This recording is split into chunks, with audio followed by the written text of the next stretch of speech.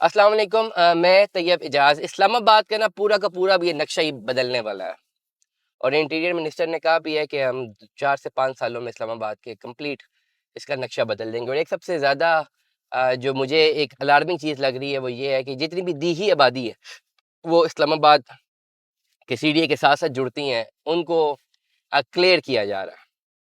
اور اسلام آباد میں اب آپ کو یہ سی ڈی اے ہی نظر آئے گا یا آپ کو پلانڈ سوسائٹیز نظر آئیں گے جیسے کہ مارگلا انکلیو ہے۔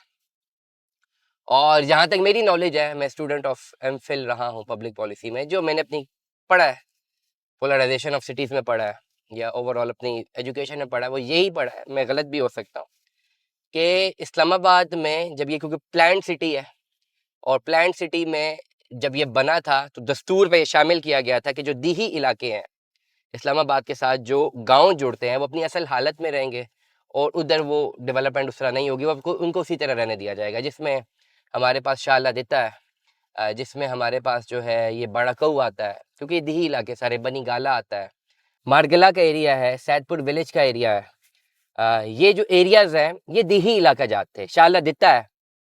اور سید پور ولیج اگر دیکھیں تو بہت ہی زیادہ جو ہے وہ ایک امپورٹنٹ لوکیشن کے اوپر ہے، زیرو جو آپ کا ریڈ زون ہے بالکل قریب ترین ہے، بٹ یت وہ سید پور ولیج جو ہے وہ نہیں بن سکتا سی ڈی اے کا حصہ۔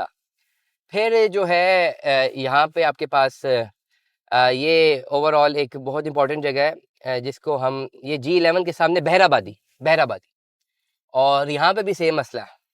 اب overall according to my research جو میں جو کہہ رہا ہوں، میری ایک ذاتی رائے یہ ہے کہ کیا ایشو کیا بنا ہوا ہے سرکار اور لوگوں کے بیچ۔ لوگ کہتے ہیں ہماری ملکیتی لینڈ ہے، ہم اس کے مالک ہیں، آپ ہم سے کیسے چھین رہے ہیں۔ سرکار کا نیریٹو یہ ہے کہ بھائی یہ آپ کی ملکیتی لینڈ نہیں ہے، آپ نے اپنے کاغذ جھوٹے بنوا لیے تھے، یہ تو حکومت کی لینڈ تھی۔ ٹھیک ہے، لوگ کہتے ہیں اگر حکومت کی لینڈ تھی تو پھر سرکاری اداروں نے ہی دیا نا اس وقت ہمیں، اگر یہاں پہ بجلی کا میٹر لگا ہے، یا یہاں پہ جو ہے کھمبے لگے ہیں، یہاں پہ نقشے پاس ہوئے ہیں، گھر بنے ہیں، لوگوں نے بنانے دیے، سیوریج پڑی ہے، سرکار نے بنانے دیے ہیں، تو اس وقت کیوں یاد نہیں آیا اسی سرکار کی باڈی کو کہ جی یہ غلط تھے؟ آج اسی سرکار کی باڈی کو یاد آ رہا ہے کہ یہ صحیح نہیں ہے۔ ٹھیک ہے، تو یہ لوگوں کا نیریٹو ہے۔ ایک اور نیریٹو یہ بھی ہے کہ اگر تو دیہی علاقوں کو ویسے ہی چھوڑنا تھا تو پھر وہاں پہ موجود لوگوں نے اپنی کنسٹرکشنز کیسے کی؟ وہ پھر کر ہی نہیں سکتے تھے، وہ بھی لیگل بنتی تھی۔ لیکن اگین سوال یہ ہے کہ اگر کر رہے تھے کنسٹرکشن تو اس وقت ادارے کہاں پہ تھے؟ آج اگر ادارے ایکٹیو ہے اور کہہ رہے کہ نہیں بننے دینا، تو جب بن رہے تھے، جب کھمبے لگ رہے تھے، جو اجازت ملی، تو میرے حساب سے تو پھر انہی کو جو ہے پکڑنا چاہیے نا جنہوں نے اجازتیں دیں۔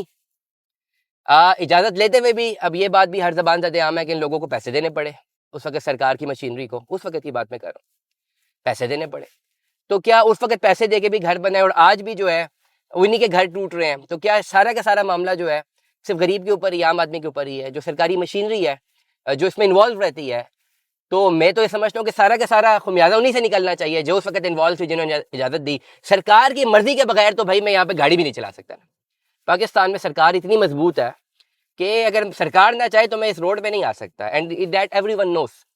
تو اس لیے میں اپنے اس ولاگ سے ضرور اس بات کو اٹھانا چاہوں گا کہ جو بھی مسائل ہیں، مسائل کا ایک حل نکلنا چاہیے نا۔ اب جن لوگوں کے پاس ملکیتی لینڈ ہے، جو لوگ آنرز ہیں، ان کی تو زندگی بھر کی کمائی وہ تو سڑک پر آ رہے ہیں، اور کیا سرکار یہ سوچ رہی ہے کہ وہ سڑک پر آ جائیں گے اور بس وہ اسی طرح روڈوں پہ گزرتے رہیں گے؟ کیا ان کا کوئی حل نہیں نکالنا؟ میں سمجھتا ہوں کہ ریاست ایک ماں ہے نا، تو ماں کو اپنا کردار ادا کرنا چاہیے۔ دعا میں یاد رکھیے گا، اپنا بہت سارا خیال رکھیے گا۔ Stay tune with us. اللہ حافظ۔